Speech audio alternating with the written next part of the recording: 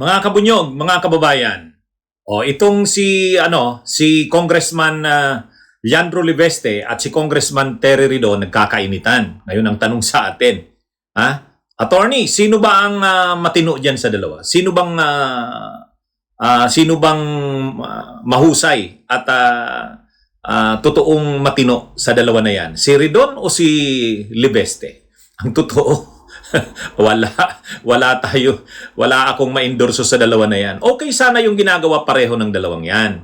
Kung sa ginagawa nila okay, kasi pareho sila anti-corruption. Pareho mga kabataan, mga youth, kailangan kasi natin ngayon kabataan talaga. Ito na yung inaasahan nating magigisa ng pag-asa ng ating bayan. Ang problema lang, totoo, anti-corruption, si Liveste, si Leandro Ligarda Liveste, kita nyo naman. Akala nyo, ang tapang-tapang, lahat, sabi, yung Cabral list ngayon, yung kanyang obsession.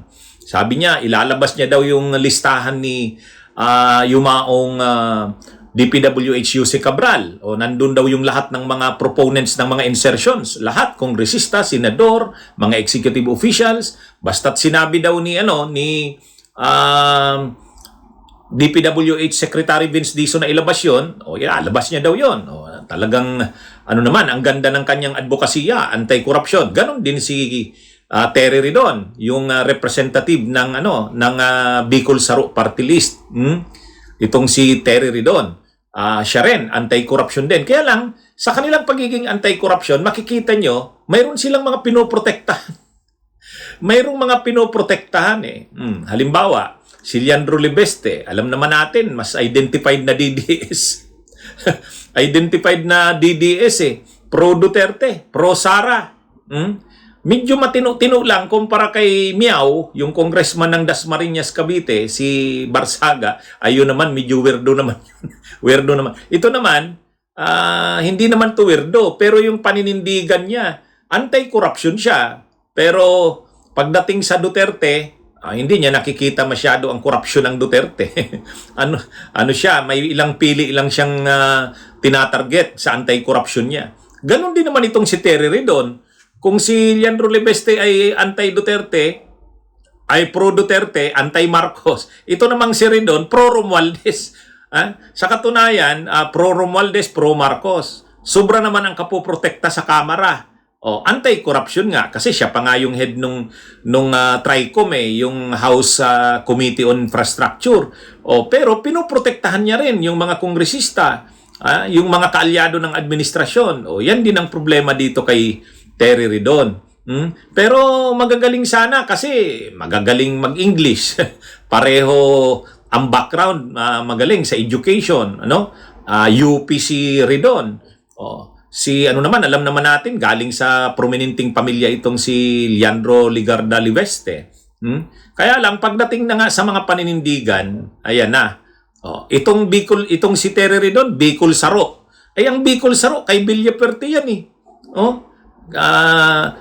yung dinastiya, political dynasty ng mga Villafuerte sa Camarines Sur, sa Bicol, yun. Bicol Saro. Ewan ko, paano siya ginawang first nominee dyan. Kaya, nung in-expose ni Terry Ridon ni Leandro Liveste, sabi niya, si Terry Ridon, mayroon din yung insertion, 150 million. Bigla namang counter ngayon si Terry Ridon. Sabi ni Terry Ridon, paano ako magkakaroon ng insertion? Naging congressman lang ako 2025. Ang sinasabi niyang insertion 2025 budget. Ibig sabihin 2024 yan. Na pinag-usapan sa Kongreso, wala pa ako niyan, sabi niya. Totoo ba yon? Totoo naman yon. Kaya lang, ang ibig lang sabihin nun, yung party list niyang Bicol Saro, sa Villafuerte yun ang nag-insert ng 150 million. Kaya nga yung location ng insertion, yung project, Pasacao, Pamplona, ay distrito yan ng mga Villafuerte. At yung Goldra Construction na siyang nakakuha ng kontrata, identified din yan sa mga Villafuerte. Kaya yan na. Wala Pareho sila may dinidepensahan. Yun ang problema. Pero okay na rin yun. Kahit papano anti-corruption, kaya lang, yun na nga. Hindi mo mapagkatiwalaan ng todo kasi may mga amo.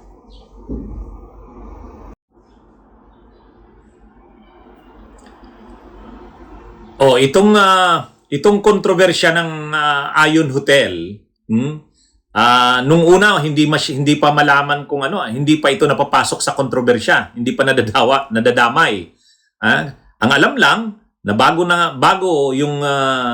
yung sinasabi di umanong pagpapakamatay ni Yusek Cabral, doon siya tumuloy, nag-check-in kasama yung driver. Ayon doon sa nilahad ng driver, yung Ayon Hotel. Nung una, parang wala lang. Na walang connection yung Ayon Hotel. Pero nung bandang uli, si Secretary of Interior and Local Government John Vic Rimulya na ang nagsabi na yung Ayon Hotel, ang dating may-ari niyan ay si dating Yusek Cabral mismo. Yun, lumabas na yung malaking intriga. At ang nakabili umano nito ay si Congressman Eric Yap, ng congressman ng Lone District ng Benguet. So medyo lumalaki na yung intriga. Alam naman kasi natin na si Congressman Eric Yap, dating House Appropriations Committee Chair yan noong panahon ni Duterte. So makapangyarihan siya. At nai-involve din siya sa mga anomalya, lalo na yung rock netting.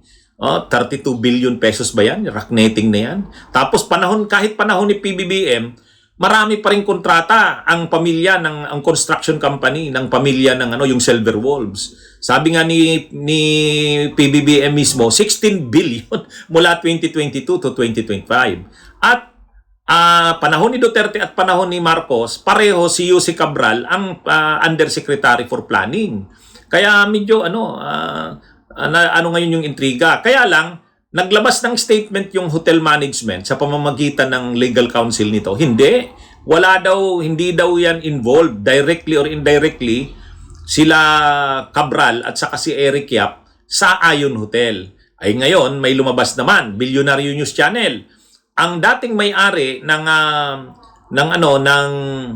nitong Ayon Hotel ay ang pamilya ng mga Sanchez.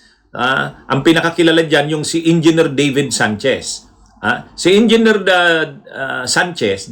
David Sanchez ay kasama ni dating Yusek Cabral sa PICE, yung Philippine Institute of Civil Engineers. Pareho sila national officers, no? At sinasabing ito'y magkarelasyon. Yun, mayroon ng love angle, Sa katunayan, nung parang nabili ito ng mga Sanchez noong 2018, isa sa mga special o VIP na guest itong si Cabral, at ang treatment sa kanya hindi simpleng guest, parang may-ari talaga. Kaya ito, nung mainit na yung issue ni Cabral 2025, bininta ngayon at ang bumili Ruben Tan. Si Ruben Tan, isang negosyante naman sa Benguet, Baguio, na identified naman kay Eric Yap. Kaya ang coincidences Kaya sabi ni SILG, ni Secretary of Interior and Local Government John Vic Rimulya, mayroon silang mga dokumento, sabi niya. Ang beneficial owner ng Ayon hindi si Sanchez, si dating Yusek Cabral. At ang beneficial owner ngayon yan si Eric Yap. Dami lang, parang dinamit lang itong si Ruben Tan. Anyway, lumalaki talagang issue. Pati yung legal counsel ng Ayon Hotel, nagpalitan. Dati ang legal counsel niyan ay yung babaeng lawyer. Pero nung December 20, biglang nag-resign ang nasabing babaeng lawyer na legal counsel ng Ayon. Pinalitan nung bago ng legal counsel. Siya na yung nag-release ng statement.